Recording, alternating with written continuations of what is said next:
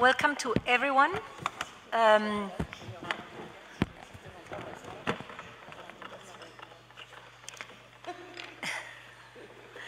It's a pleasure to have this roundtable as part of our Quotas conference, and in an attempt to engage some of the stakeholders and policymakers, learn from them and feedback some of the discussions we've been having now for 2 days and will be having for one more day. One practical observation is we do need to speak into the microphone. This is being recorded, and if we don't, nothing will be recorded. I will leave the floor now to Eleonore, who is going to introduce our guests. Thank you. So my pleasure as well to have you all here in this beautiful room, and also to be able to bring some stakeholders to talk about this issue, because it's really important that we actually discuss together from the academic perspective, but also with the stakeholders. So it was really important for us to have this roundtable. So our first speaker is Agnès Hubert, prominent femocrat, the epitome of femocrat. And so Agnès, for those of you who don't know her, she's currently associated with the French Center on Gender Studies in Paris, but she worked for a long time as a civil servant in European institutions, and especially in the European Commission, as chief for the Unit for Equality Between Men and Women in the 90s, which is why she stresses so much how important was the European Union at that time for gender quotas. She was also advisor to the chair of the FEM committee at the European Parliament in the 2000s, and more recently a member of the Bureau for, of European Policy Advisors, the BEPA, the think tank of the European Commission. Yes, knowing all the arcanes of the European institution and the development of the gender equality policy, we really wanted to have her thoughts on what's coming next, what's the future of gender equality and gender quota in Europe. Our second speaker will be Álvaro Oliveira, also very knowledgeable on the issue. He's a legal expert at the DG Justice and soon to be Justice Plus, Consumers Affairs or something, and gender equality. And he's worked a lot on the legal issues surrounding gender quotas and the ECJ ruling in this respect. So we get like the detailed controversies or legal issues around gender quotas as they are seen from the European Commission. And finally, we will have Serap Altiniushik. Thank you. Who's here to represent the European Women Lobby? So we all know about also the lobby, the EWL campaign 50-50, and has been very active since the 1990s in the area of women's participation in political decision making. So we really also want to know how did the last campaign go, and what's the next step for the lobby. So Agnès will talk first for about 10 minutes, 10-15 minutes, and we'll do probably the 3 interventions and then launch the debate for all the participants. Okay? Yeah? Thank you, Eleonore. I first want to sort of congratulate Ruth and Eleonore in particular, and those who sort of worked on this seminar, for taking such a topical issue at the moment. Topical why? I mean, one can always say that we've still got the proposal for a directive launched by Viviane Reding on corporate boards, on sort of women quotas on corporate boards on the table. But I mean, it's not only that. I do feel from my experience as a feminist and as a sort of European civil servant that it has been extremely difficult in the recent years to sort of go forward with gender equality, more and more difficult. And the crisis has shown that there are moves to sort of, for the situation of women to degrade. So it's really important to sort of find the way or the components that are going to help us to sort of redress this barrier. I'm particularly happy that there was such a fuss, let's say, around the composition of the Commission, and that Jean-Claude Juncker has really insisted that he should have at least 9 women. It was hard enough. But I think this issue of having more women in decision-making positions is really important. And in this respect, the question of gender quotas, or quotas in general, has always been a very polemical issue. So it's really extremely important to have you around the table, sort of getting all your knowledge and your sort of science on the question and sort of the experiences in your different countries. This said, I've attended some of the seminar, not all of it, but I'm going to be critical. Not critical of you as researchers at all, but is it because there's such a dislike of Europe, or that Europe is so sort of, unpopular at the moment? It seems that I've been lucky enough to live some of the golden years of equality, right? So I'm still remaining very optimistic and very sort of positive about what institutions can do and what the European Union can do and what the European institutions in particular have been pushing.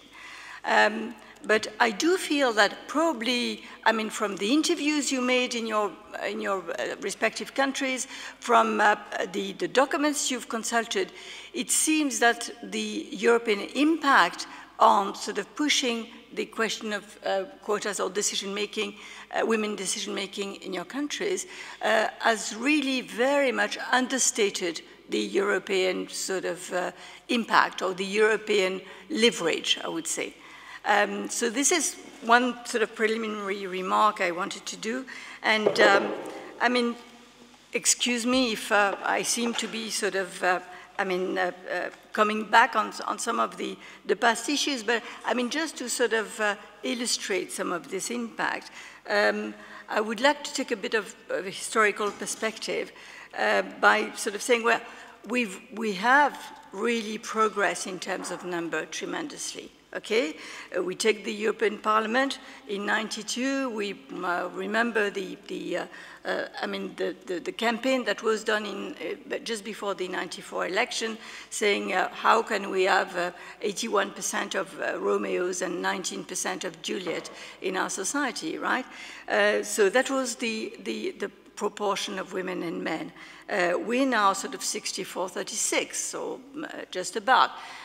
Which is a tremendous sort of progress. In the Commission, we've got 9 women. We maybe think that it's not enough, but it's a third when we had 1 woman in 90. It was, then we've made tremendous progress in terms of number and probably in terms of sort of quality of decisions made to sort of take into account the needs of women. Still, why have we made this progress? There's been a sort of a number of factors that have been positive. Shall I quote the Beijing conference, which was really a time when a lot have been written on it, when it was a time when the gender issue was on the agenda of every administration, of a lot of people. Could I quote the fact that in the 90s there was still a need for more women on the labor market for the service economy. So there was really various sort of sectors and actors and agents that were pushing for gender equality or interested in gender equality, including business. But at that time, it was a little bit by chance. No, I don't think by chance. I presume that it was probably the European Parliament that was, the question of women in decision-making and having sort of a more balanced participation, not only in politics, but in all the decision-making circles, was certainly not in the mind of the fathers of Europe when they signed the Treaty of Rome and when they put equal pay for competition reasons. But it was, it sort of came into the third action program in '91 for the first time, pushed by the European Parliament mainly, saying if we want to achieve our sort of objectives of equality on the labor market, or equal treatment, basically, then we've got to sort of touch to other factors dealing with the status of women in society, right? So there was a question of stereotypes, and there was a question of women in decision-making.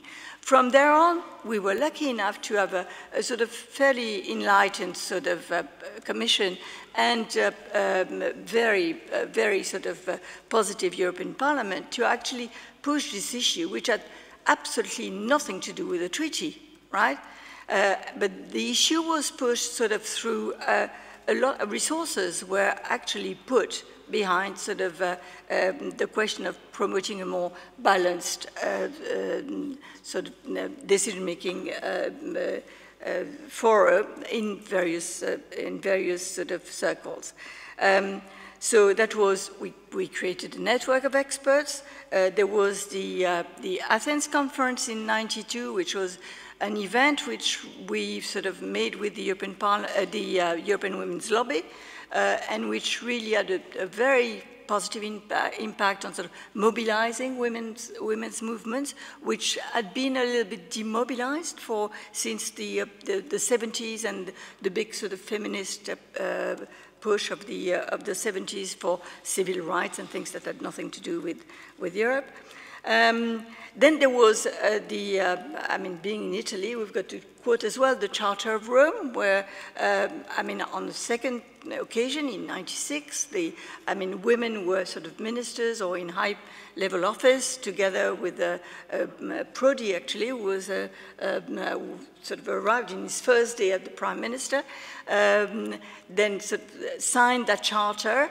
That charter sort of taking into, I mean, committing the governments they belong to sort of take into account the needs of women, affirming that it was a democratic necessity, and affirming that they were committed for it. Then from there on, a recommendation. The recommendation is not a sort of binding sort of text, but still it's very often used by the Court of Justice to interpret some of the questions. Maybe Alvaro will tell us that it may have had a little bit of an effect on the sort of the discussions that went on between the Calanque case law and the Marshall case law, in order to sort of accept under a number of conditions the principle of positive action. So all these were sort of tools that were developed, and I mean, some of the, I think, apart from its legislative sort of capacity, competence, some of the things that more and more the Commission, the European institutions can do to help people in member states is really to sort of create the debate, to animate the debate sort of transnationally. It is as well to provide facts and figures and statistics, etc. And that started, I mean, now we've got a database, I mean, for a number of years on women in decision-making. So all these factors are really what creates the climate that is going to sort of help the national actors to go on. I mean, the other thing, because maybe, I don't know, I'm doing on time. It's fine. Okay. The other things that, I mean, yeah, another thing I wanted to mention as well, maybe amongst the tools that the European Commission can sort of help member states with, or the actors in member states, is the question of monitoring. And there, we're probably very bad on sort of following up. Because, I mean, there was, in the recommendation, there was a commitment to monitor, first of all, 3 years after the first implementation, and then on a yearly basis. I mean, this was in '96, so the first report was made in '99. probably 2000, 2001, and then it's sort of, I mean, the word changed. It seems we changed century, so probably it was forgotten with the last century. But still, what was important then, it was that the recommendation was was recommending a strategy. And this is something that I would add to the very interesting debates we've had for these 2 days. The question of quota is not a sort of an issue in itself. It is really part of it's part of a toolkit which includes a lot more, and not a lot more of other tools, a lot more of tools taken into a strategic approach towards gender equality, right? The second issue I would like to sort of come up with is, from my experience in the 90s, is the question of parity democracy, which was, first of all, launched by the Council of Europe, and which was seized in Athens, and then sort of later on, and in some member states more than in others. But the question of parity democracy really sort of made the question of quotas, which was so sensitive, so connoted, so sort of looking like excluding men and so on, it made the question much sort of more fluid politically, at least in the discourse. It was never, as was mentioned, it was never taken up in, even though it may be mentioned in the recommendation, but it was never taken up in a binding legal text. But still, it made the question much more fluid. And moreover, what was very important is that it was really going from, a quantitative sort of obligation to a qualitative necessity. We were into quality. Why do we need more women into decision-making? It is because it improves democracy, right? And how does it improve democracy? And this is where quite a few sort of research sort of concentrated on how are women sort of, or the input of women, or having mixed assemblies changing democracy, right? This was short-lived. This research didn't go very far, probably because it was really analyzing individual women. It was still very scarce, very difficult at the time. But I presume, and that's amongst my sort of, my conclusions, I presume that now this question of the quality of democracy probably widened to other issues, like how there is an input from civil society and an input from social media, etc. How does this sort of interlink with the, a better quality of democracy with women, with the gender issues? So this is one of the things which I think should sort of, if we're talking about sort of research in the coming years, should sort of be developed. The question, if now I can sort of put a few sort of things on the table amongst the sort of challenges for the coming years. Let me say, a few things about the new commission that was announced yesterday, and that will be very brief and very personal. Congratulations to have not only a commissioner who's in charge of gender equality with sort of justice and consumer, but gender equality comes back onto the sort of the title of a commissioner, which is a good thing. On top of that, sort of overseen by the number 2 in the commission, Frank Timmermans, who is now in charge of sort of human rights in general, and will sort of overview this issue. So the whole issue of human rights is becoming sort of probably much more important, and that's probably good news for gender equality in general. But apart from that, I would say that the question on which really there should be a hard concentration is the question of gender mainstreaming.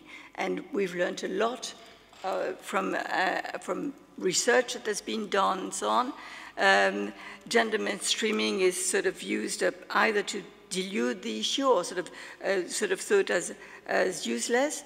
A useless luxury for some and a way to do away with positive action in general for others. I think gender mainstreaming should really be sort of looked at now, linked with this quality of democracy and say, we want to sort of really look at the user. We want to sort of know how we spend our money. Gender budgeting should be something which should sort of be revived.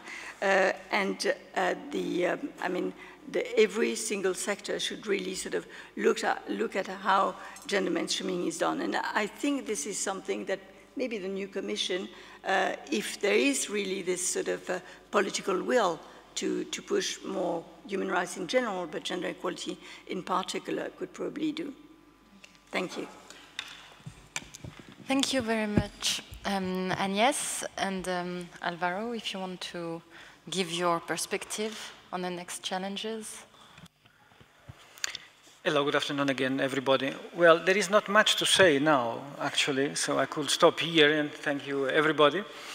But since I have to justify my presence, well, thank you very much, Ruth. Thank you very much, Eleonore. It's of course a pleasure to be here. I'm actually celebrating my 25 years birthday when I started as a researcher in the European University Institute, exactly around this time. So it's a pleasure to be here. Thank you. As you have heard, I work for the European Commission in what is now called DG Justice. If the Parliament approves it, will be called DG Justice, Consumer Affairs and Gender Equality, just to show, as was mentioned before, the emphasis on these issues. I work more specifically as a lawyer, nobody's perfect, and I work in the unit that deals with equal treatment legislation. So I have been involved in work regarding both the implementation of the existing directives, and I've been also preparing new directives like the directive that was proposed on women on boards. Well, I have to confess to you that I had this sort of peculiar reaction when I was invited to talk about the role of the European Union for the future of gender quota policies. You know this cycle now of surprise, denial, negotiation, acceptance. So no, I'm not going to be fired. No, I don't have any disease. No. Is it true? How much time do I have? Okay, and finally I accept. So my presentation will be a bit on this line. In fact, at first sight, there is no role of the European Union for future gender quota policies, notably given the relatively strict case law of the Court of Justice on measures that give some sort of preference for women. But that is at first sight only, because at a closer look, you can see that the European Union does play already and is likely to play a role, certainly in gender policies, certainly in the policies that are related to sex equality, and even in policies and measures related, applied specifically in favor of women. It's just that if you don't call it quotas, it's okay. But, so we live in this sort of balance. So at first sight, there is no role, or to be more accurate, there are strong limits for any European Union role on quota policies. And this is the more negative or limit aspect of the issue. And you probably know the case law on positive action, which has been decided in cases related to employment, so where different people compete for the same job. It all started in 1995, or let's say it's the most well-known case, Kalanke, and it related with a Brabant law which gave preference in the recruitment for or promotion for women if they were underrepresented in a certain sector of the civil service, which was the case in Brabant. There were very few women at that level, and if they were equally qualified to men. And the court struck down this law, saying that it was a violation of the principle of equality because it was an automatic preference. It guaranteed the result instead of promoting equal opportunities. That's what the court said, in a nutshell. This evolved, and later the Marshall case refined a bit the jurisprudence. This was again a German land scheme. It was for promotion, again, within the civil servants. It was a teacher, Mr. Marshall. And the scheme was similar to the one before, but it provided that preference will be given to women unless other reasons specific to the male candidate will justify that he would be preferred. Okay, let's try to make this very blunt and very concrete. For example, if a male candidate was a person with disabilities that had problems in integrating in the labor market, or if he was a single father of 5 children, imagine, which would have the same sort of difficulties to integrate the labor market, this could be a reason to give a preference to a man instead of a woman. The Court of Justice said, again in a nutshell, this is okay because it's not automatic, but established some conditions for the acceptance of preference for women. There should be an underrepresentation of women in the specific sector, so less women than men, but women should be equally qualified to male candidates. There must be an individual analysis of all applications, and if it happens that a man is in a specific conditions, like I mentioned before, disabled with a lot of children, then the preference is not automatic, but he could have the job in spite of the general preference. So this was later developed regarding, for example, vocational training and regarding posts in the kindergarten for children of women employees. But the basic principle is that automatic preferences, quotas, are not allowed. Only preferences that are not automatic. And that was my first surprise. To talk about this? Oh, no, there is no role of the European Union. Well, that's because the court makes it very restrictive interpretation of the principle of equality between men and women. However, saying, if it goes well, a bit the same, or taking the basic ideas that Mrs. Hubert already explained to you, there is a considerable role that the European Union has had and has now and will probably have in the future regarding gender policies. And I will only mention some examples. One, you won't be surprised, is the proposal of the Commission on women on company boards.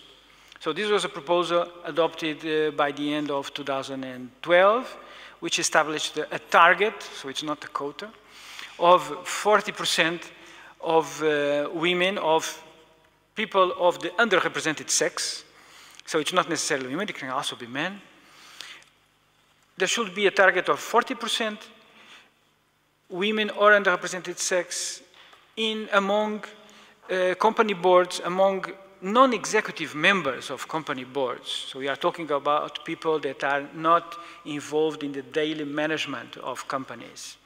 So, and it applies only to big companies, to companies that are listed in the stock exchange and that have more than 250 employees, or a turnover of more than 50 million euros. So it's relatively limited as a scope. It's important in terms of principle and in terms of the symbol, but it's not that it's going to change the life of all companies in Europe from one day to another. And how is this target supposed to be achieved? Is through a transparent procedure. So there is no guarantee that actually a woman is going to be chosen. It's just that if a company does not meet the target of 40% of women or people from the underrepresented sex, it must ensure that the selection criteria for new members of the boards are predefined, that people can have access to them before and after the decision, and these companies that have to give a preference to women in case of equal qualifications. So again, it's not a complete revolution, but it's certainly a push in the sense of having more women in company boards. Why is this proposal important?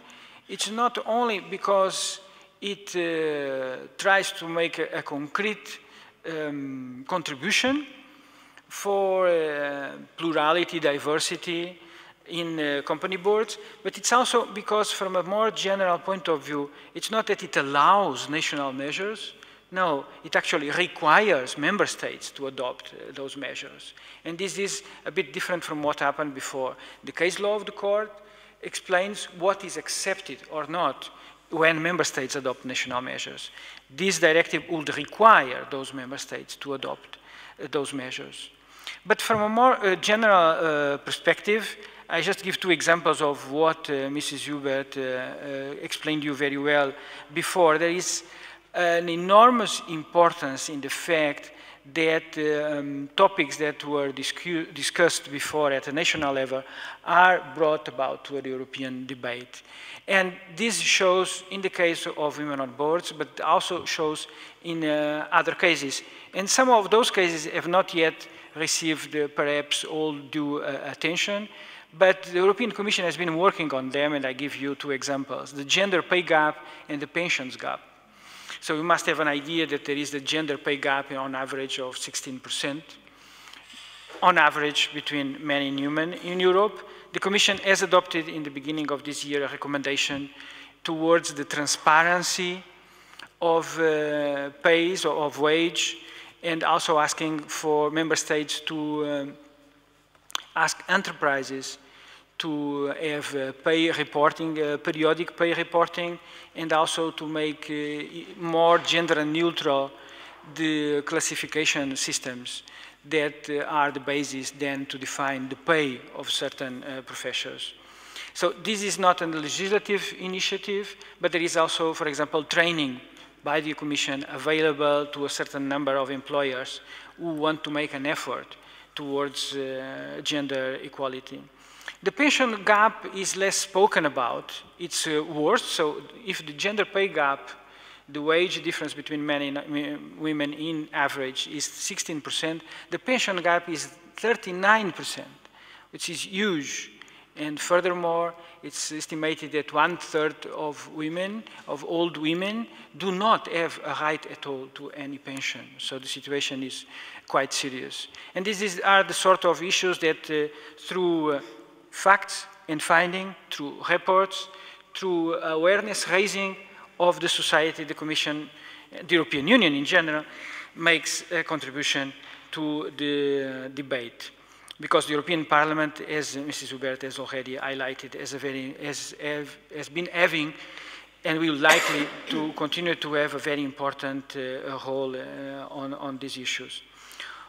On a more concrete basis, on a financial basis, I would like to highlight that in the last 7 years, the European Union, through the structural funds, has put at the disposition of member states an amount of more than 3 billion euros only to childcare facilities, to improve childcare facilities, and to promote the participation of women in the labor market. For example, regarding childcare facilities, from 2007 to 2011, there was a 4% raise on the number of children that go to kindergarten who are younger than 3 years, and there was a 5% raise in those from 3 years to the mandatory school age. So there is something concrete going on there. And I'll finish with a couple of points. First is that sometimes it's not only what the European Union does, it's also what it does not do, which can be positive. Or at least in the perspective of the quotas, if you like, whatever is your opinion about them. You may have noticed that the European Commission has not brought any infringement procedures against a member state because it adopted a law providing for a specific, let's say, a specific quota.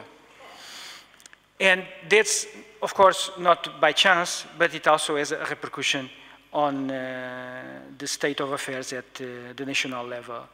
And my last note is just to say that, so the European Commission and the European Union more general has a significant role to play in gender policies, not necessarily as a way of quota, but certainly in measures that directly or indirectly are in favor of gender equality. Thank you. Thank you very much, Alvaro.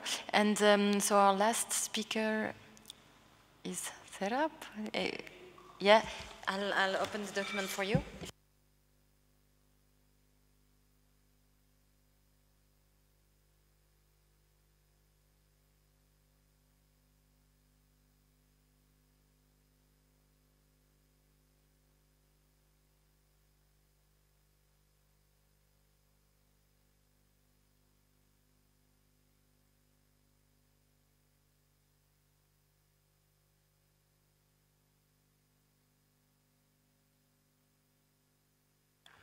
So this works. Okay. So thank you very much for inviting the European Women's Lobby. And first of all, I think we are all stakeholders. Also scholars are, in my opinion, stakeholders. And I'm very grateful to be here because until now I had already, with some of you, very inspiring discussions and debates.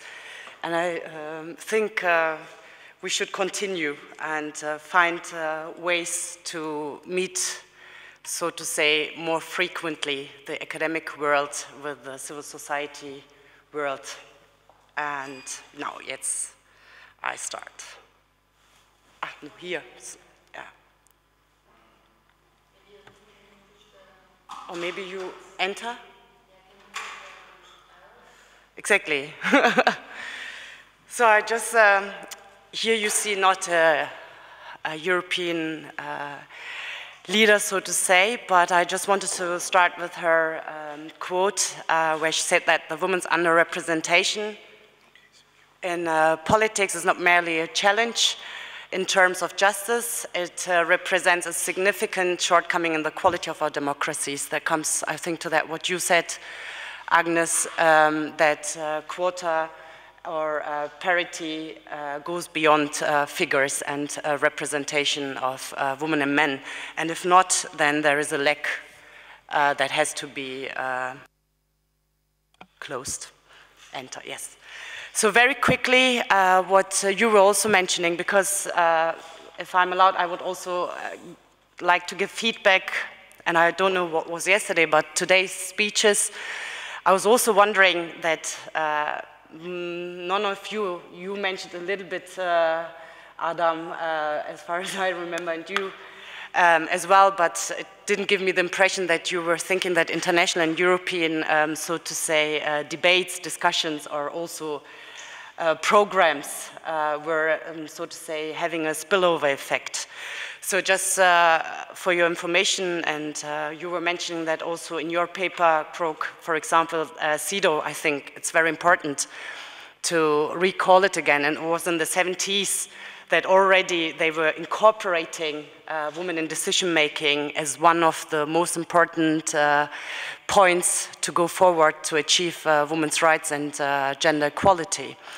And the EU, you were mentioning it, Agnes, was, so to say, taking it also into account and was, so to say, putting it into their Equal Opportunities program. And when we look back into the member states, there are very, very few only member states who began then to have maybe voluntary quota measures within political parties.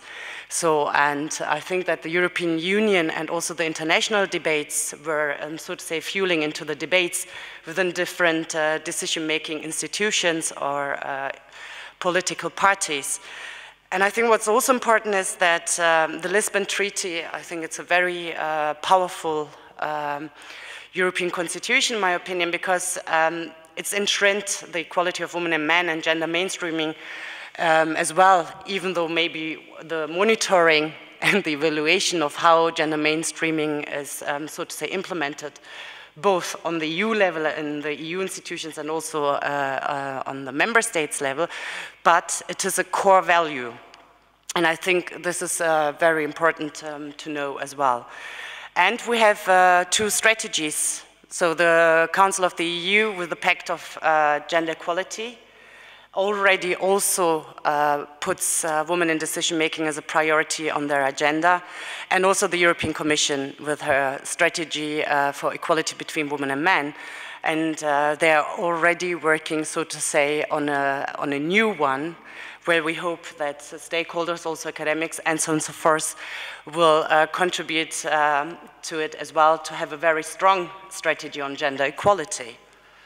Enter? Sorry. So now, the question was with regards to my presentation. So, how is it with the European Parliament and the EU institutions? How do we, so to say, see it as the European women's lobby? I mean, we did the 50-50 campaign. I will talk about it a bit later, to achieve, of course, parity. 50% elected women and 50% elected men, alone from the idea that it represents then also the European society as such. And as you can see, we have an increase of 1.75% of more women in the European Parliament. So it's not a giant leap. I would say it's still a snail's pace.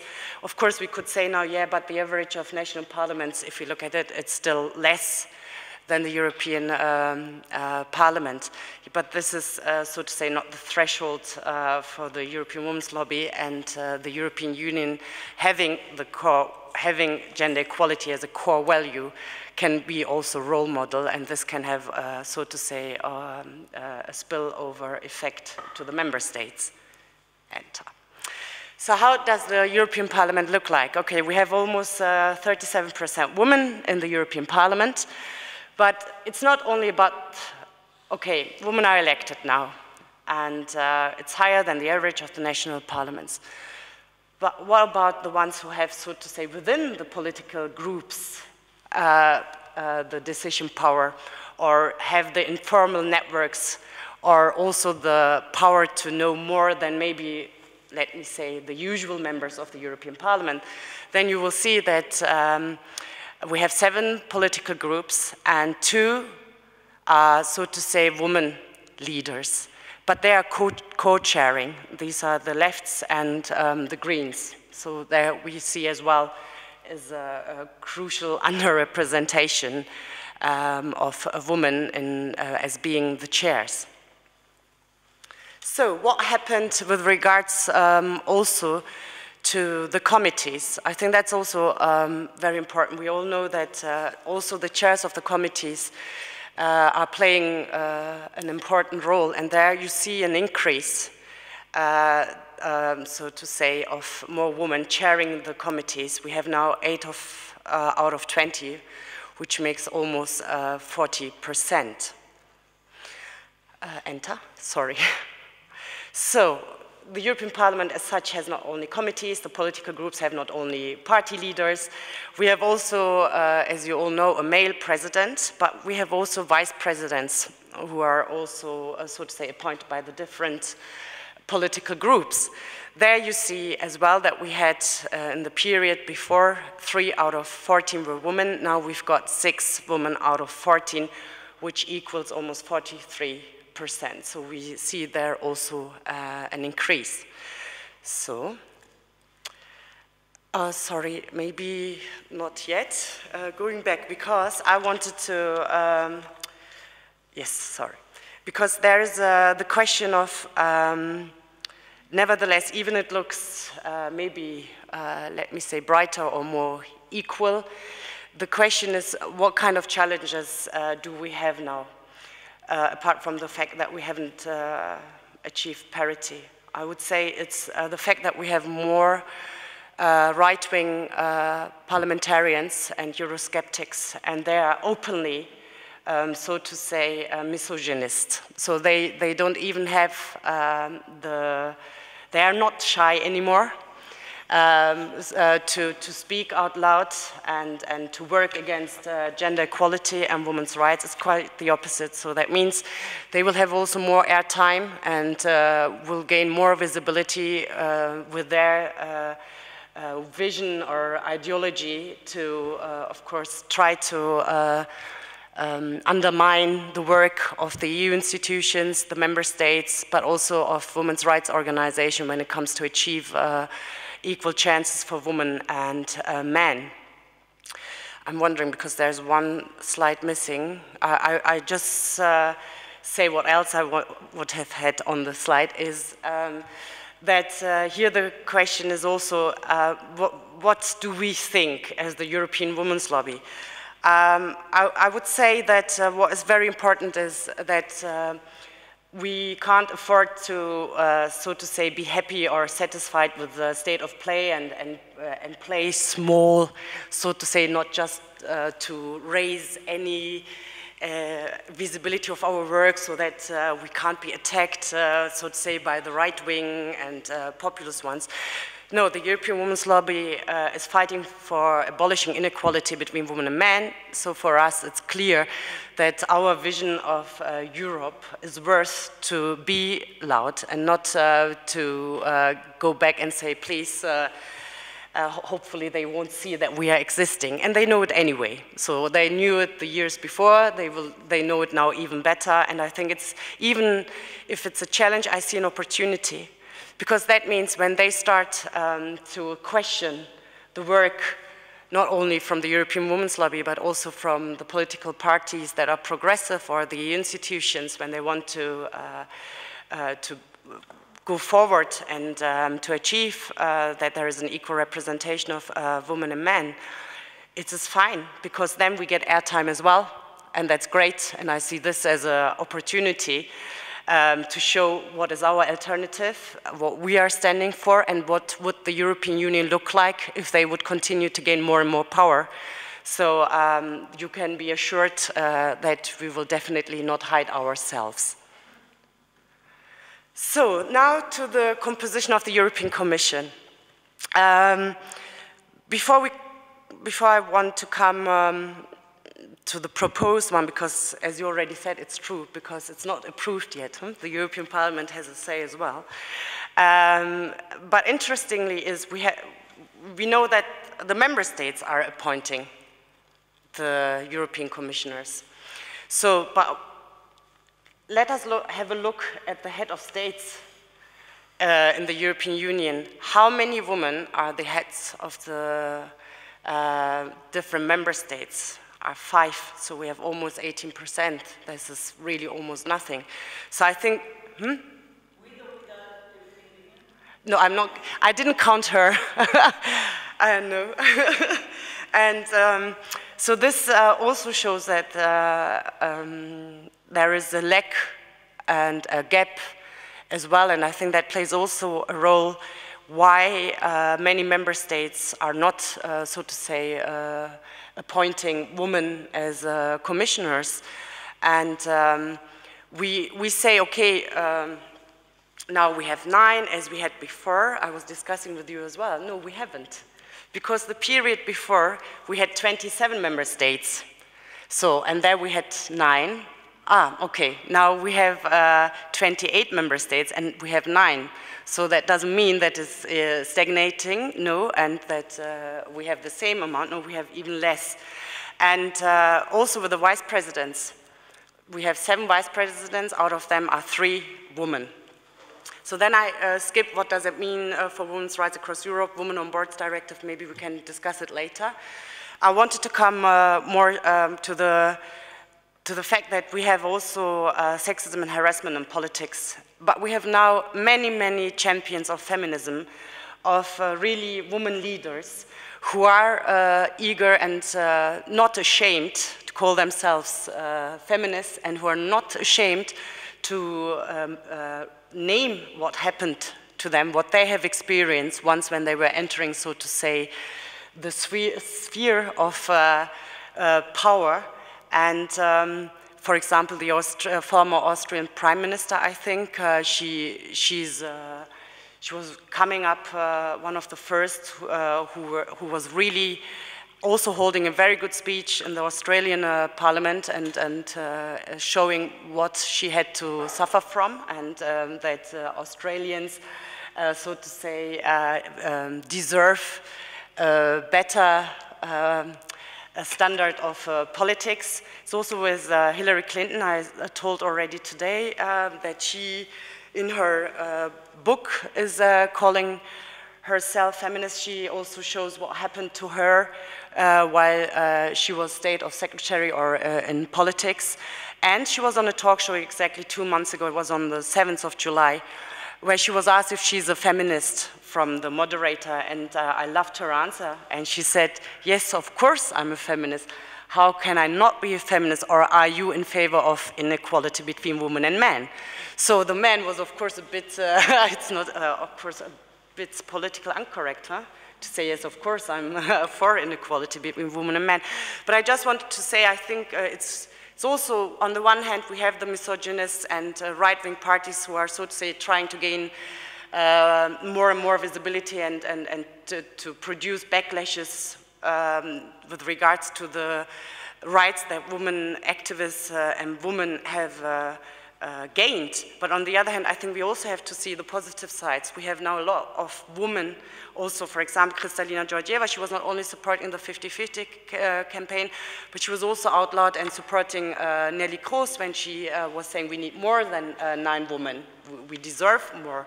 So I think we also have to see them and put that also forward. And they also influence the debate. And they play also a role how the society is, so to say, perceiving the work that we all do. I think it's almost the last. I wanted to, when you enter, just show some pictures, if you may allow. This is, you were mentioning them. These are, so to say, the fathers. Interestingly, yes, once again, it's not only in Poland you will see where you have mainly men discussing the future of the European Union. Enter, enter, enter. Einmal. So this is from Jacques Delors in 89 to 93.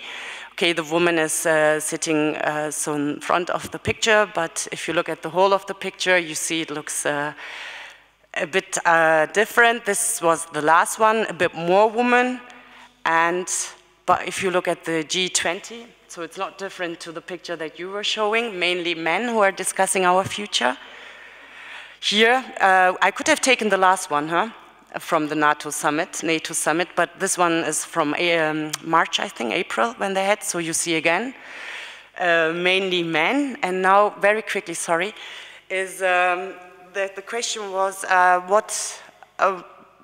how do we foresee to work the future of working forward? So the European Women's Lobby definitely said that our main topics will be socio-economic policies, and that it's very important to go beyond GDP and to show that GDP doesn't say anything about the well-being of the regions and the countries, not only in the European Union, but all over this wonderful planet. And to create new ideas and alternatives, and that we don't agree with no stagnation policies, that we are, of course, trying to build alliances to see how we all together can, so to say, build new theories of change, also redefining power, and also no adoption as latecomers to, so to say, that what is existing as system. Of course, women were coming to a system that was established only by men, but I think we are newcomers, so to say, and we are enriching the system. We will bring new ways how we can have a better and more equal and democratic society. And it's not, I mentioned that many times today, it's not about a cake that we are sharing. No, the cake will be getting bigger. I think we have to get out of this trap of we have only a cake. No, this is the old system, it didn't work. There is not one cake. The cake can be bigger, and we will contribute so that we're gonna have a bigger cake. Then, of course, new forms of activism and inclusion of new young feminists, and questioning of usual elite circles of men and women. I think we also have to question ourselves, how open are we when we look around our institutions where we work, also the European Women's Lobby as such. Are we really inclusive, or do we maybe just support the system and continue, and we don't bring any added value? Are they, because the question is also if they, and we as well, are the real face of the society and what legitimizes us as well, and all of, I would say here, the participants. And I think we also have the question, where did it lead us to? So if we want to continue with this, what we have, or if we say, no, it's time with women and men hand in hand to try other ideas and proposals. And yes, of course, women decision-making will be one of our priorities, violence against women, and very important, of course, intersectionality. So thank you very much.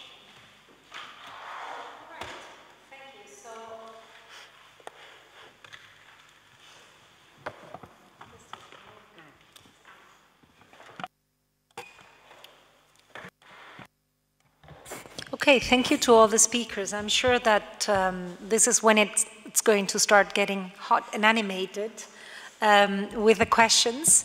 I have a few, but I don't want to abuse my position, so I will put myself in the queue, and I'm glad to take pressing questions. Emanuela.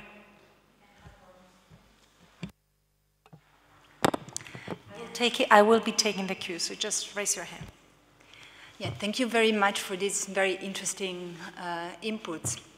And I think because I felt that both Agnes and Serap were mentioning the issue of how the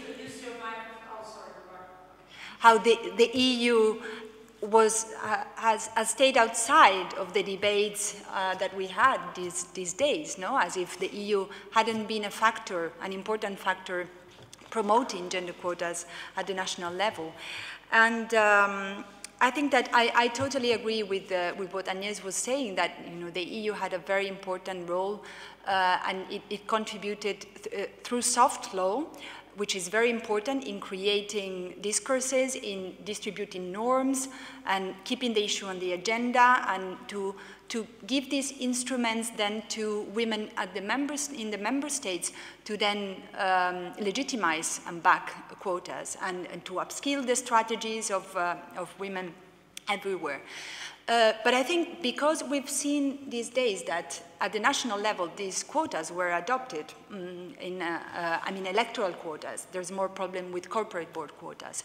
I think that probably it stayed outside because women now want more from the EU. Women expect more from the EU. And there is still no directive on, electoral quotas in the European Union. There is a decision, there is a resolution of the Commission, which is important. But I think there are expectations to go beyond, and this is also with respect to what Alvaro was saying. So I was thinking, in gender-based violence, there has been lots of progress. And Alvaro was saying that there are legal limitations, there are legal constraints, but still, gender-based violence is not part of the official, EU remit, and there were important developments. Now we have directives talking about gender-based violence. So why is that in political quotas this was not possible? Why the European Commission could not play this more proactive role? Is it these legal constraints are too strong?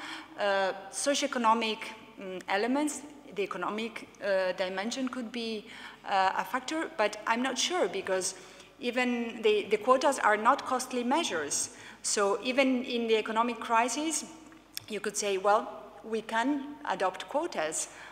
It's not costly. Member states could do it. So what is there that is really opposing, resisting this more proactive role on the part of the European institutions, the Commission in particular, towards quotas? I'm thinking in particular about the political quotas, but the corporate ones are on the agenda, so I think it's more, this can be mentioned as well. Thank you very much. I will take the first 5 and then we will continue. Mona.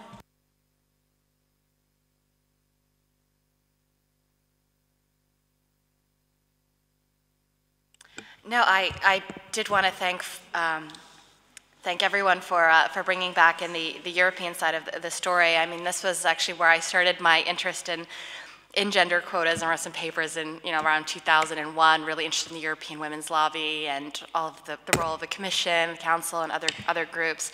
And that sort of led to my interest in the international and transnational effects. And I think it has been very, very important, because now we're at a situation where more than half the countries in the world, more than, the majority of the countries in this region have some type of gender quota. And I think it's actually kind of almost time to start wondering, why do some countries not have gender quotas, right? We're kind of sort of switching, I think, in terms of thinking about this as sort of more of a puzzle. Why not? And working in the United States, I often get the question, why does the United States not have gender quotas? I think it's kind of interesting that that question's starting to be discussed. But I just have a comment which, for Agnes Hubert, I think you're absolutely right that we really need to think about quotas as being just part of a toolkit, and not just as an end of itself. But I also think it's an intervention really at just one stage of the broader question about why women are underrepresented in politics. I think that this is a problem, an issue that has many different dimensions, right? And so I have a colleague who once said that quotas are a very simple solution for a very complex problem. And I think this is absolutely right. And I think that's important in terms of thinking about women's access, but also women's power.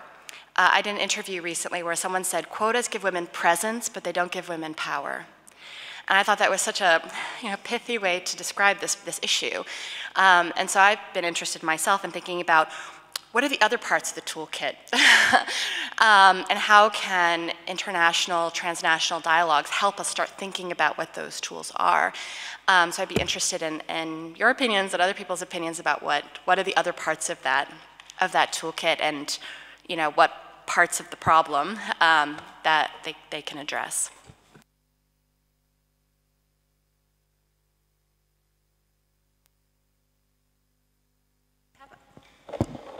I have kind of maybe more specific questions. So one to Alvaro. So what's the future for the directive on corporate boards?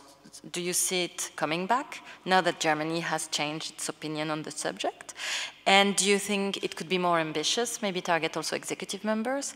Or do you think there will be too much resistance? Like what can we expect in your opinion? Then a second point, because none of you mentioned this, but I'm wondering, so what is the dynamic right now in terms of country being leaders or laggards in terms of gender equality? Like who's leading the debate on gender equality? What are the countries that we can count on? How do you think this has shifted since the 1990s? And maybe it might explain the change of heart, let's say, of some European institutions in terms of really promoting visibly the issue of gender equality. So that's also, I think, something that's interesting, because it's kind of opaque from the outside.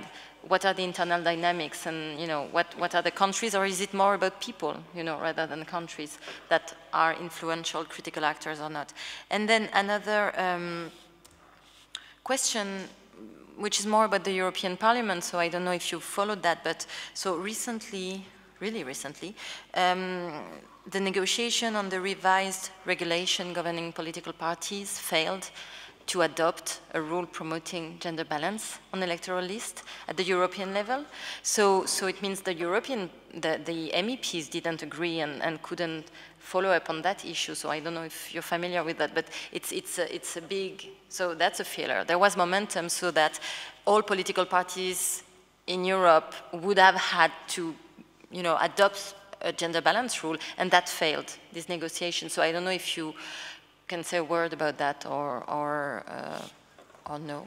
And I can tell you it was in 2012 and 14, this negotiation.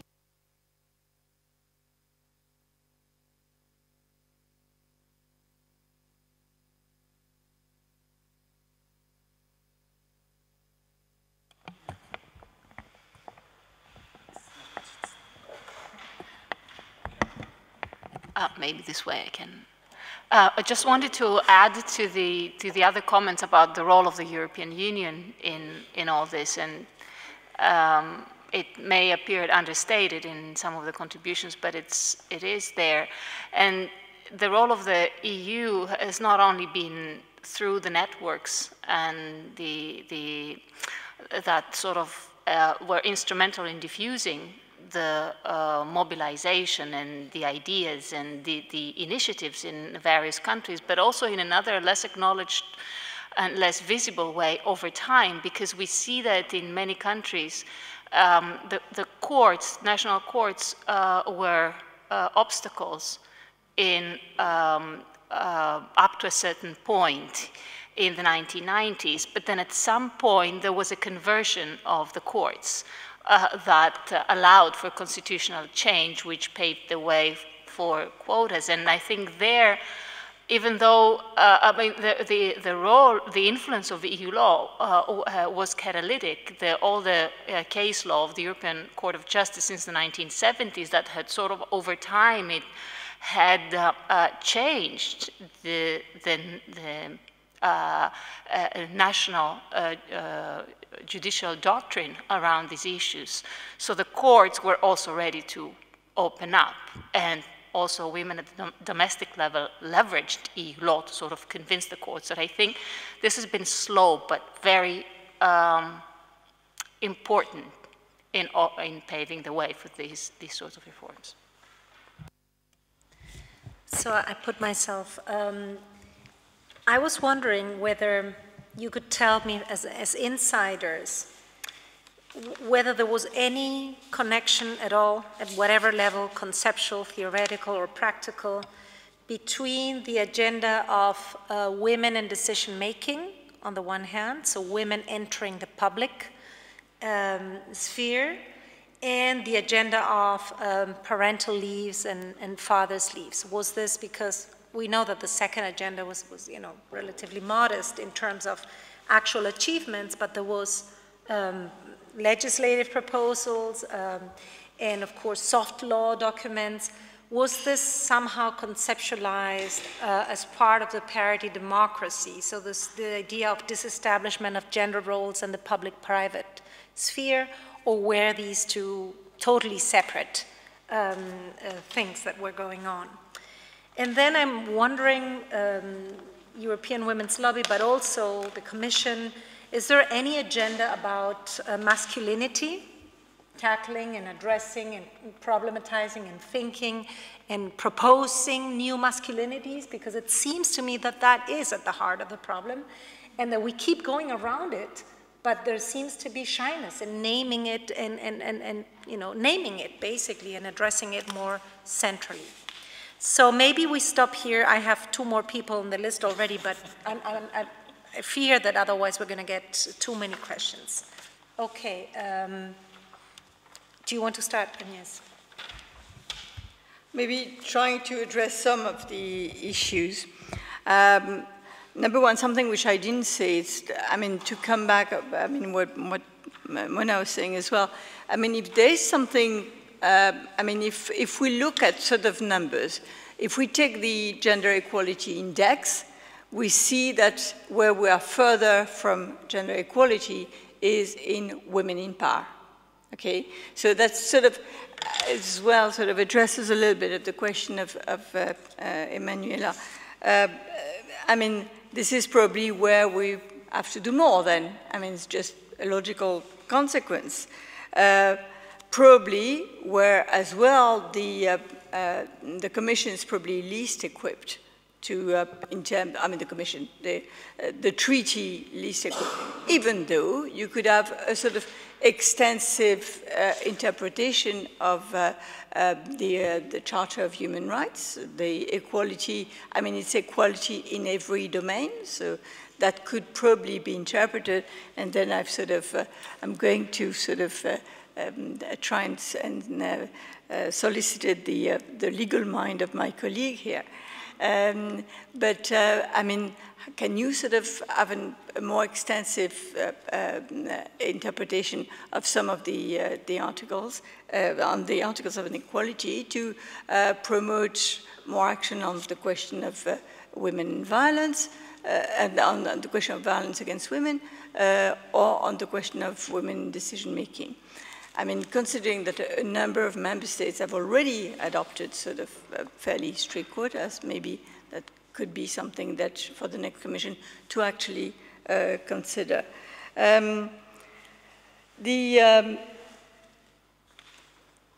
other elements in the toolkit, I mean, I would sort of send you back to the 96 recommendation and that excellent sort of little booklet that was made, which was a guide that was made by one of the members, I mean, by the network basically, but especially by one of the members of the network.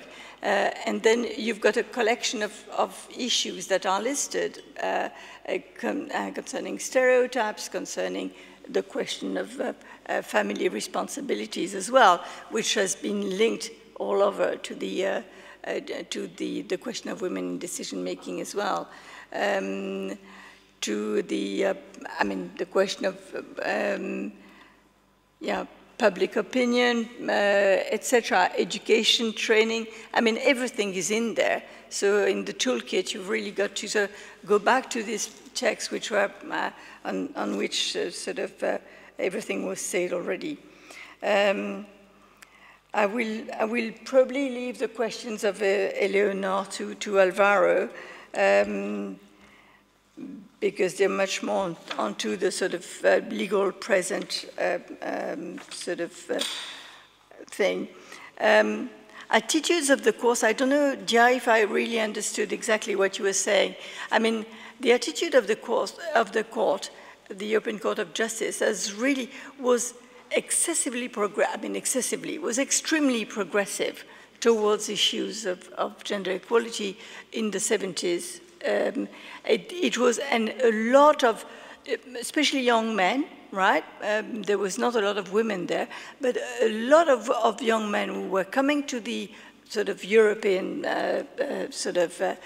realm were discovering an amazingly creative sort of playing field suddenly, and they were extremely positive and progressive. This is why we sort of got to the 76 sort of decision on the fact that gender equality was a principle of the European Union and so on. Since then, and probably Kalanke was really the sort of the turning point, right?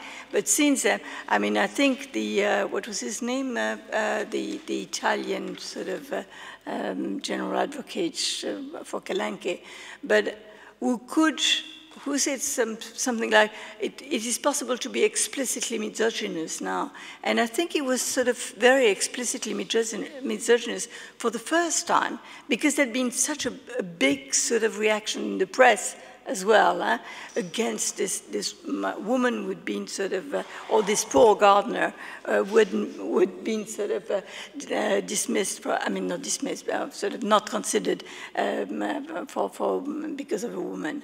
So that was a turning point, and I think the court has been fairly conservative on, I mean, all the cases on gender equality since then.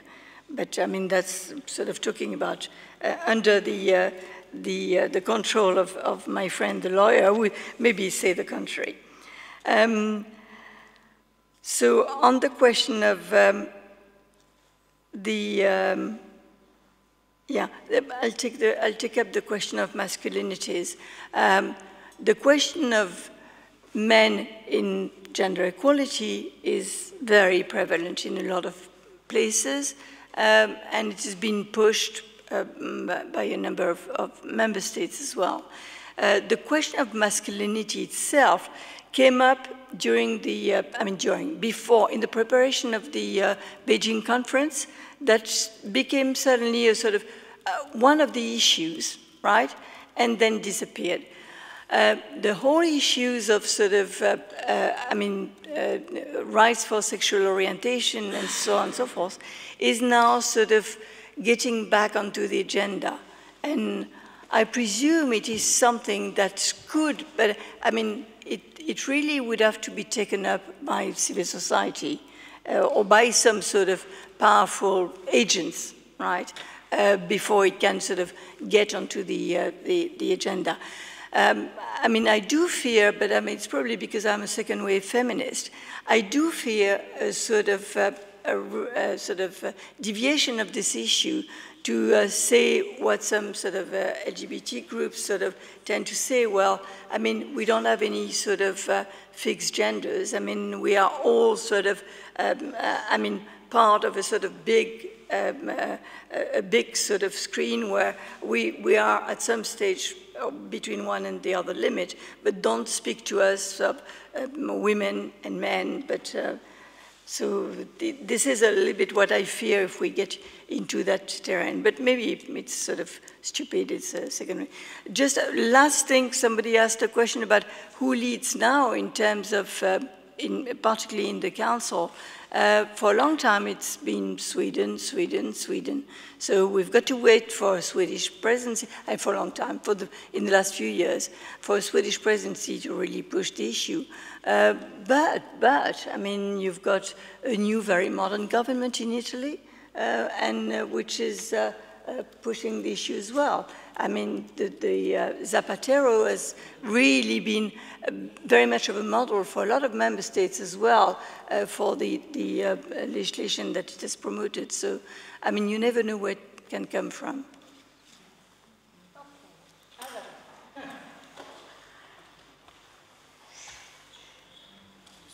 Yeah. Okay, so there are some questions that are easier than others. Whether or not you agree with the conclusion, or at least with my appreciation. So starting by the first question, what is there to resist the role of the European Commission or European Union, or in the case of the Commission, to propose quotas on the electoral system, where there is a small issue, which is that as far as I understand it, and now I'm less representing the European Commission than representing myself, in the sense that I'm not an expert on this precise issue, but I think I know enough of gender equality law in the European Union to be able to answer to it.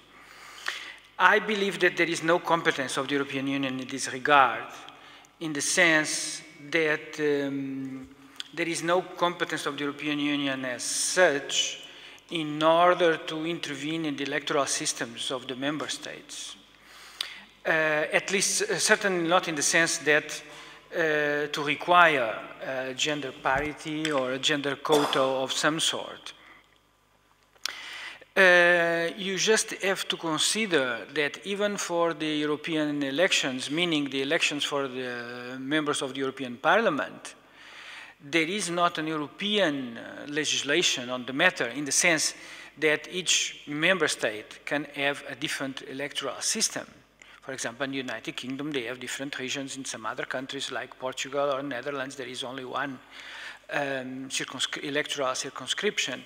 So, if not even for the elections of the European Parliament itself, the European Union has legislation to define the electoral system, it would be even more inconceivable that the European Union would say exactly to member states what to do about it. To give you an idea of the technical difficulty of it, there is a provision in the treaty that allows for the Council to adopt by unanimity measures necessary for the functioning of the internal market.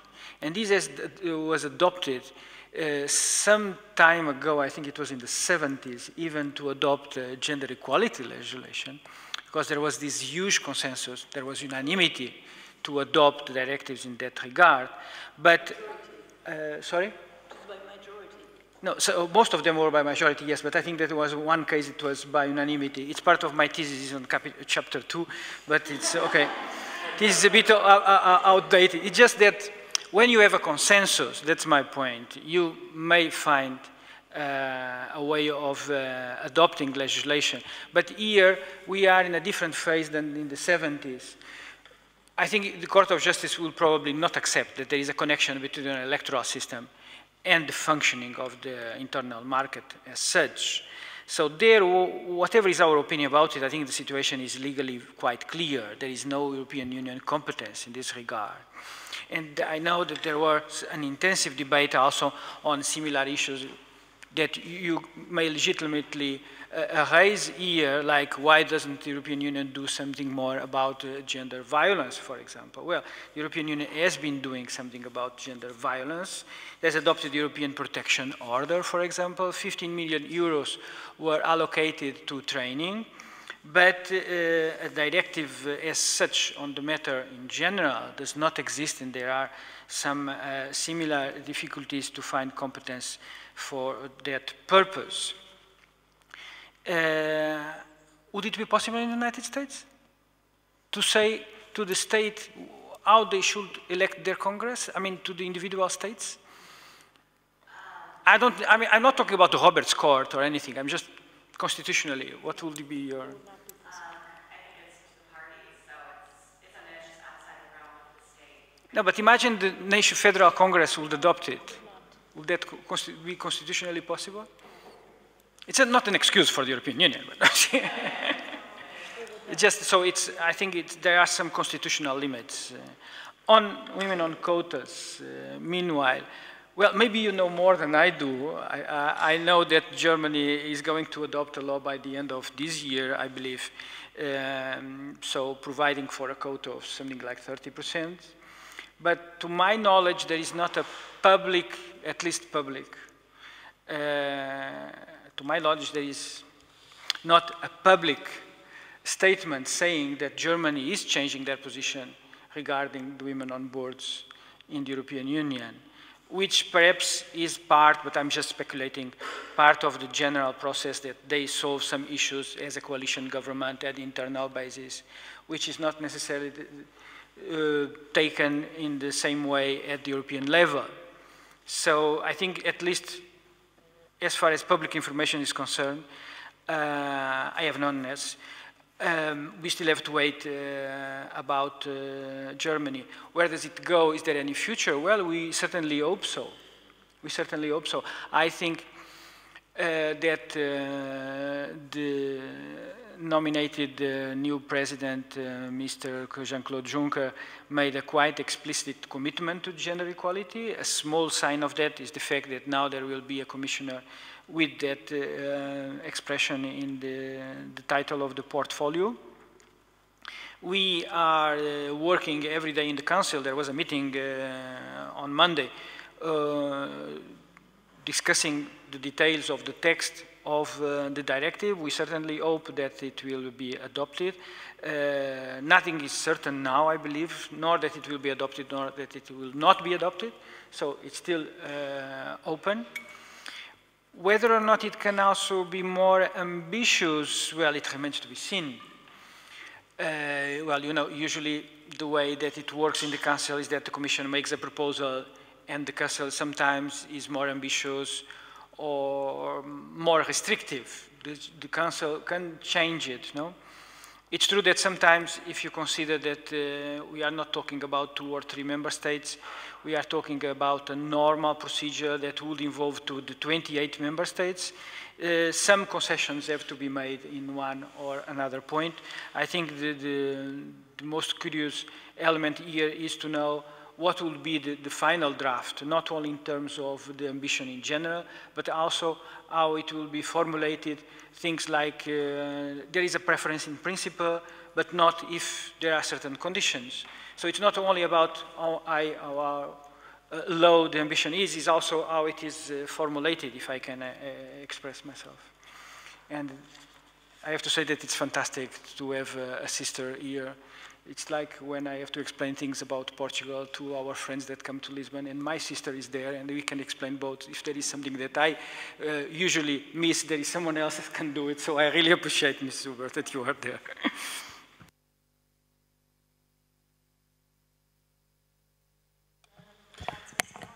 No, I think it's everything said, but I would like to go back to which are the tools to achieve women power and not only presentation. I think that's, for me as the one who's working on the woman in decision-making portfolio, always the main question, because for me, as I said, it's not about figures.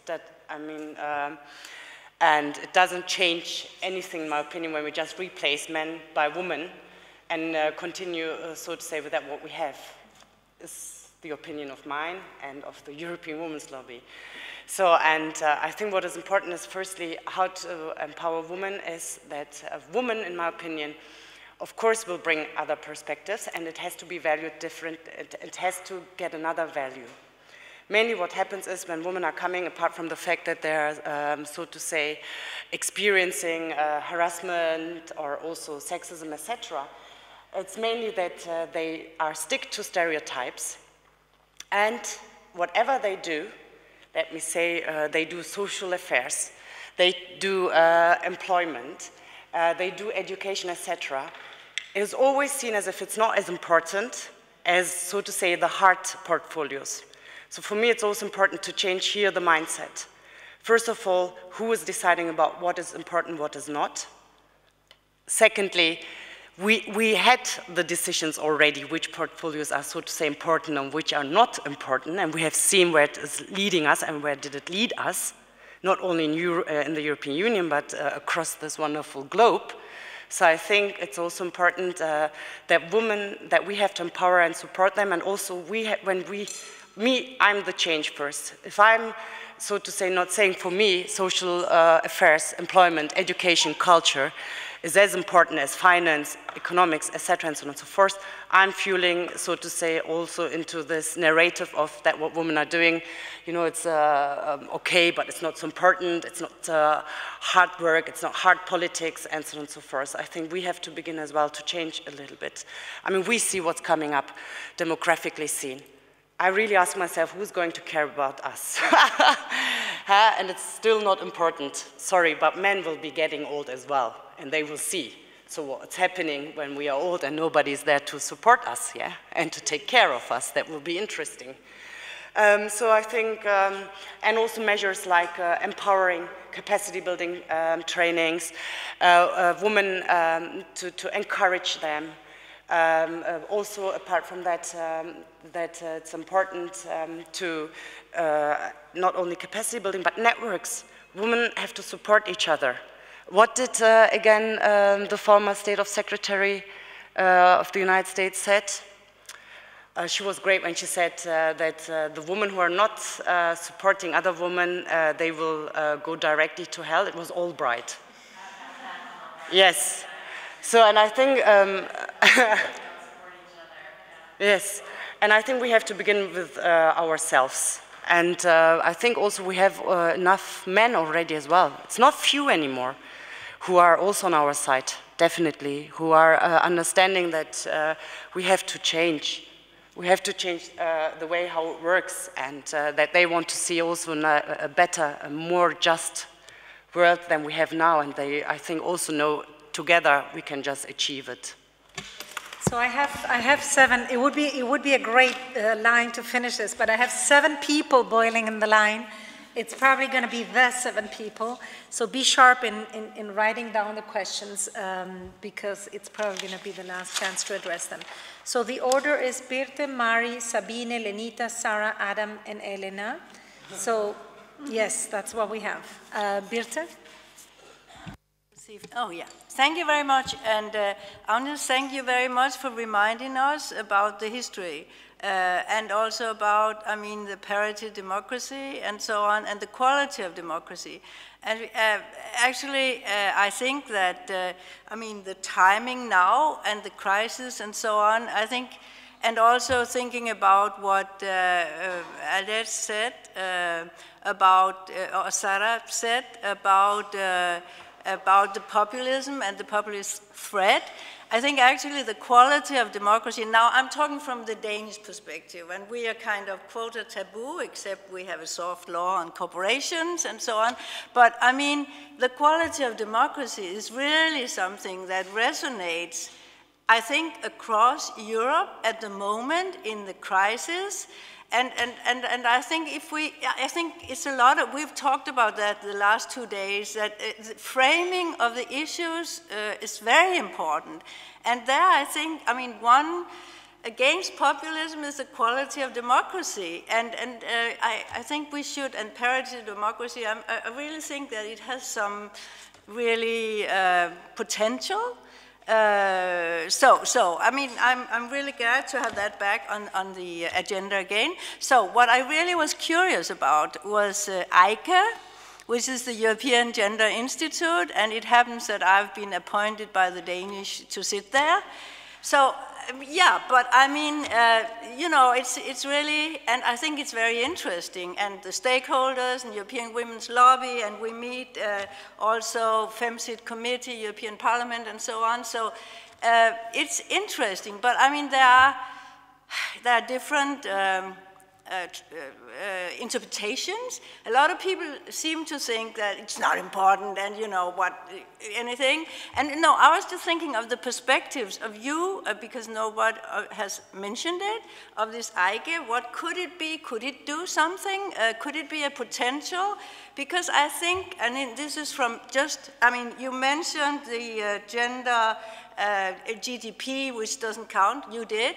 But I mean, I was part of this debate about the Gender Equality Index, which EICA has, and there I remember that, I mean, the Danish government was really, really happy, of course, because the Manu Sareen, who is the equality minister, you know, I was at a conference where he was bragging and saying, well, Denmark won the silver medal, and you know, but kind of using this Gender Equality Index. And I know they spend a lot of time on it and so on. This is just an example because I think they're doing different things.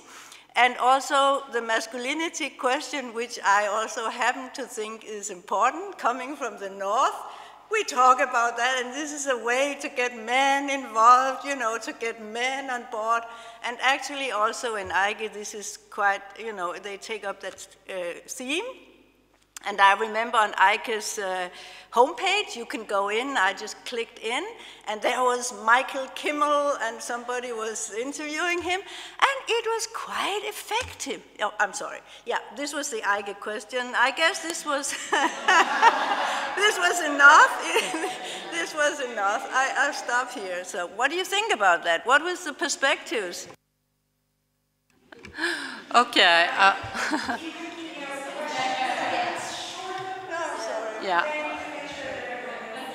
Yeah, I think I will manage to be shorter, I'm not sure.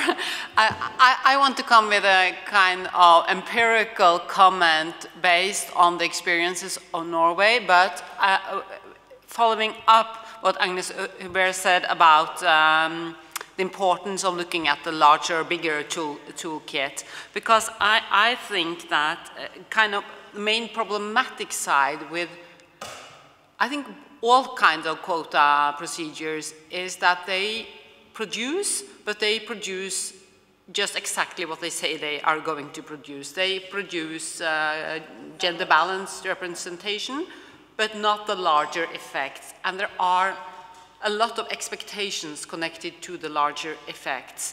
So if you just implement quotas, you get nothing more. So it should be, but at the same time, I do not agree with the statement that that quotas give women access but not necessarily power, because I think that positions are very important for power, and that is also exactly what gender quotas do. They give women positions, and I think that we should not quit the quota debate, but we should discuss more what are the rest of the toolkits that should be used together with quotas. All right, thank you much. I'll be very matter of fact, but maybe I get two questions in that way. One is that I really appreciated Agnes linking gender mainstreaming, gender budgeting back to this quality of democracy discourse, but I did hear neither Sarah nor Alvaro engage with that when you talked about your future engagements in policy preferences. So is there Where is this in your respective agendas? Secondly, and that comes to framing, Alvaro, did I understand that correctly, that within the Commission discourse, you talk about targets on the corporate board quota proposal and not explicitly about quotas? Question mark? Okay, all right. And third quick question, some of you mentioned the rise of the Eurosceptics, the right-wing parties in Germany, big problem too. We have the Alternative for Germany in the European Parliament with almost 10%. They are explicitly anti-quota and run a campaign right now. So my question, I think, to Sarup goes, how does one engage with a segment of the EP on your side? Is it, you know, bypassing and just hoping that dies down, or is it active engagement? What do you think your or EWL will do? Thank you. Thank you very much. Thank you for excellent presentations. I was very intrigued by Sarab's talking about intersectionality as one of the key areas of the European Women's Lobby. But could you please elaborate a bit on this? What are you actually doing? What kind of plans do you have, particularly pertaining to the political representation of ethnic minority women? And the same question goes to the European Commission. What is the Commission doing to improve the number of ethnic minority women in Parliament? Thank you.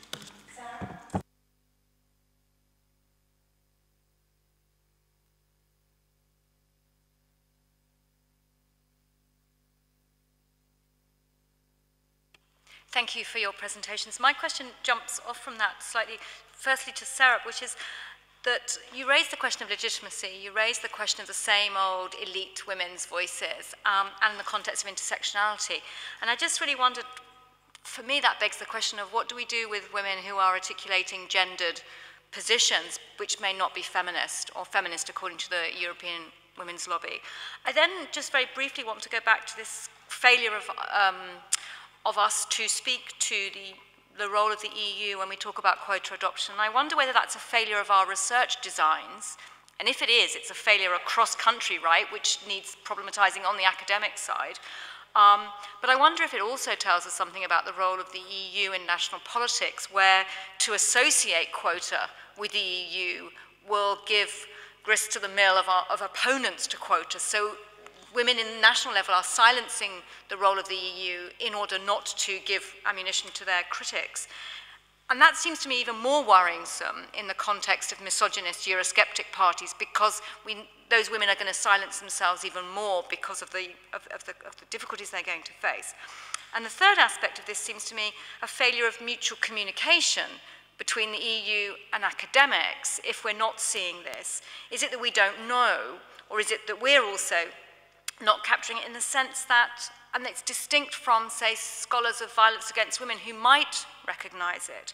So in a sense, are we not mobilizing a resource between women politics, political scientists, academics, and the EU level? Is there some gap there which we should be trying to do something with, nurture, particularly because one of the findings of the last day and a half has been that academics have played a role at the national level.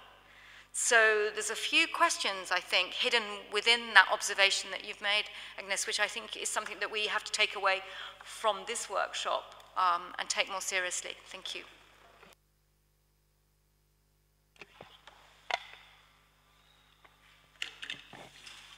I have one legal question and one, I think, more political question. First goes to Alvaro. And concerns the major objection against the corporate quotas proposal for the directive. When there was a discussion in the Polish parliament concerning this, there were two objections raised. One, principle of subsidiarity, that you shouldn't push for passing a legislation in a situation when some member states have some other methods to do it.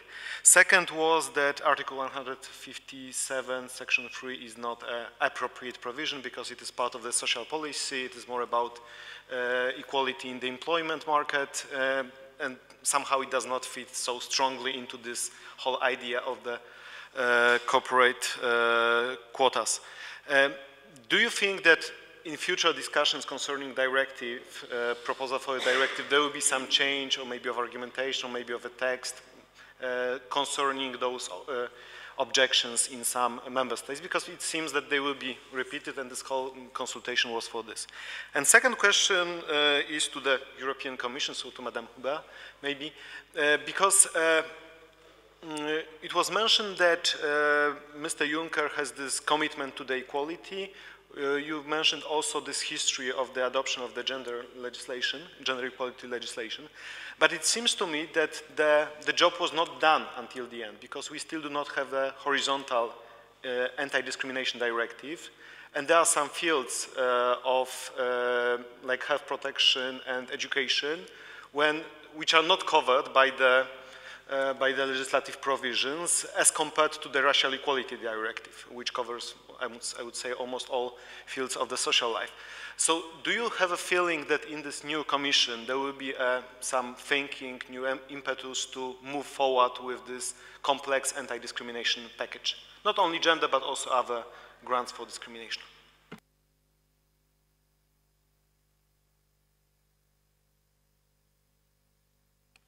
So talking about democracy and countries that promote women, 6 out of 9 women in the European Commission come from Eastern Europe. So I was wondering, what are your thoughts about this, and whether it's connected to the Western Euroscepticism? Are Eastern countries willing to make a good image in Europe, or what's happening?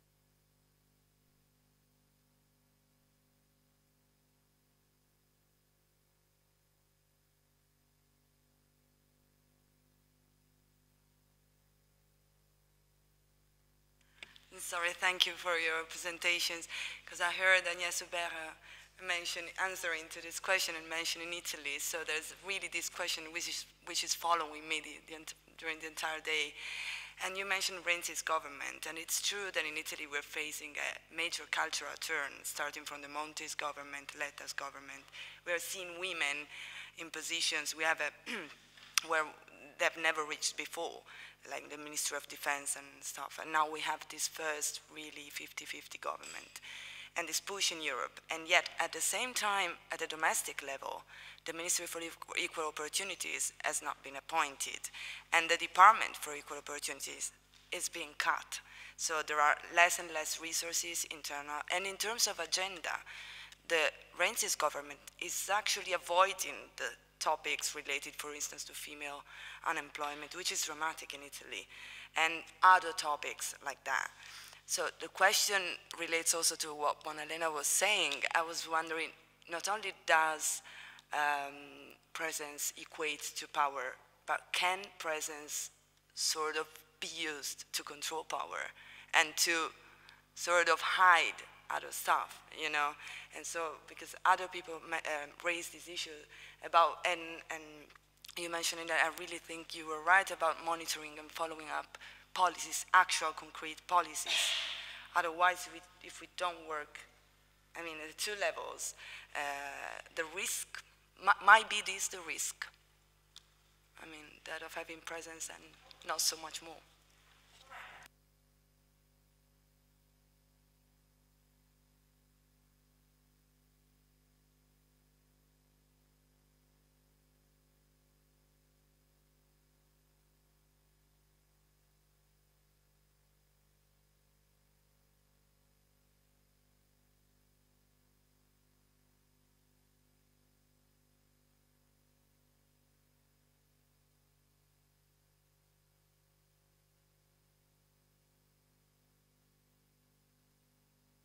Oh, I'm sorry. Gender mainstream, gender budgeting. I didn't mention it and I was running out of time. But I would put it, this under feminist economics. And I think really that scholars, women and men, and also civil society organizations have to develop really new concepts and bring it to the public and make sure that we go really beyond that what we have in the moment. And we all know it. So what about putting well-being, for example, instead of GDP? What about putting how do we treat our environment and so on and so forth, also as an indicator to see how well are the regions and the European people doing? And we all know we have growth. We have even growth in Greece. There is no stagnation, there is no minus GDP. So why are they struggling, I would ask myself. So, okay, that's it. Then intersectionality. I would ask myself, I would like to mention that we had, with the 50-50 campaign, we had also the first time political mentoring network, where we had the chance to bring European parliamentarians as mentors together with young, ambitious women with migration history or ethnic background together almost for 2 years. And it was a great experience, I think, for the mentees and the mentors, and was also, I think, one tool also to open our eyes within the European Women's Lobby and our member organizations. Was a practical tool, I would say, where we also had to sensitize our members and ourselves. And it's not only about that, it's also about accessibility. We also realized, I mean, we are always talking that women who are disabled are affected differently. Okay, why is our website, for example, not accessible? Such things. Already with this, one can start. Very quickly, legitimacy, intersectionality, and elites. Yes, I mean, I don't know which wave of feminist I am. I just see myself as a feminist, but I think I see wherever I go, I see either the same faces, or when not the same faces, then we look all very similar to each other. And when I go to the streets of the European Union and look at the people, I realize that we are much more diverse and that we are much more rich than we represent. And I think we have to mirror the society. And this is the richness that we have. So, and therefore my question, what is our legitimacy? And when we work, are we sensitive enough? Do we take that into consideration, or do we just continue with the system and think, oh, thanks, I have a part of the cake, or do I think, no, I want to make the cake bigger? Yes, and nurturing relationships, I think you should do that definitely. As an academic with the European Parliament and the Commission and so on and so forth, is very important. Sorry. All the European Institute, yes, it could be a, sorry. No, I take this one. So on the European Institute for Gender, yes, of course it could be a potential, but I have a lot of ideas about it, but I don't have time to explain them to you. On the Mary and the gender quotas, should there be toolkits? Yes, of course, they should be only part of it. As an hint and an excuse to give you some information about it, you can have these brochures, which I left some copies over there, where, for example, when we talk in the European Union about equality in decision making, we also talk about the participation of women, so the economic independence of women, their participation in the labor market, equal pay, dignity, fight against violence. So clearly, it's only a small part. It's just one instrument, and one instrument about one aspect. But of course, there are much more. I didn't talk more, Sabine, about mainstreaming because someone else did.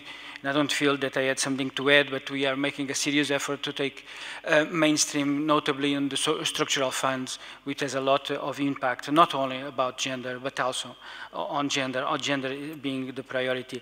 Lenita, we are not doing a lot about minority women in the European Parliament. I don't think we have competence as such. It's related a bit with what I explained before on the electoral system.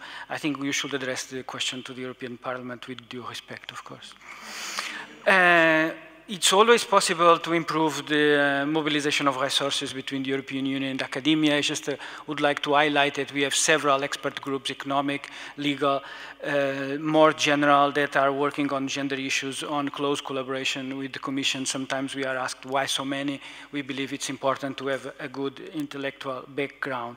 On Adam, Well, you know that there is a procedure specific in order for European parliaments to ask the Commission to reconsider a proposal, but regarding the proposal for women on boards, there was not the minimum number of national parliaments required in order for that level to be attained, and I would naturally, no surprise, suggest that this shows that the resistance at national level for this proposal is not so big as some people may think.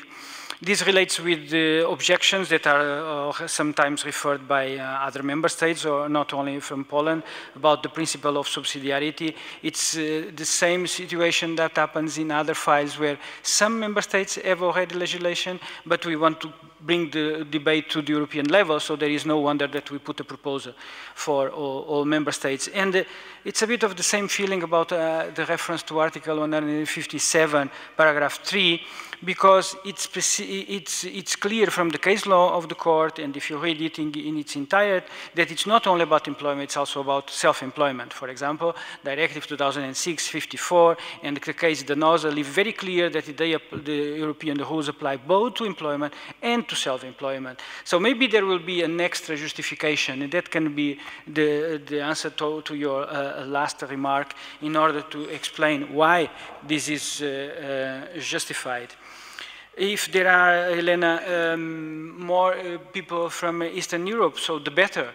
I am not an expert on that. On a very personal level, I would suggest that it's probably related with the fact that democracy is younger and the political class has not been established and crystallized, if I can express myself in a brutal way, in as much as it is in the West. I'm not sure if it is about being Eurosceptic, because we don't know yet what is the outcome of their policies when they are in the European Commission.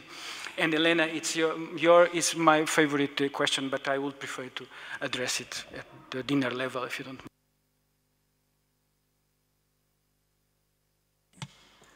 Well, I'm the last obstacle between you and the bus, but the dinner.